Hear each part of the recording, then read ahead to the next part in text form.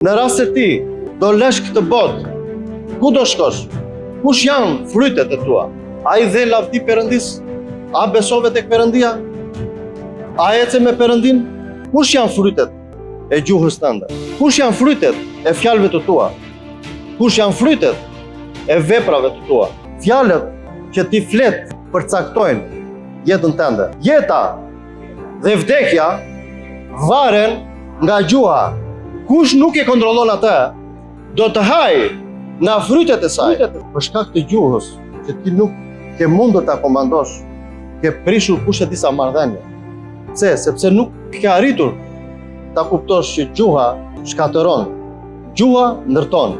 Fjalët që ti flet përcaktojnë jetën që ti jeton. Në qoftë se fjalët e tua janë fjalë e një fëmije të Perëndis, atëherë jeta jote do jetë dritë, do jetë shkëlqim. Por në qoftë se fjalët e tua përcaktojnë urrëtitjen, qoftë se fjalët e tua përcaktojnë xhelozinë, smirën, mallkimin, atëherë ke nevojë për Jezusin.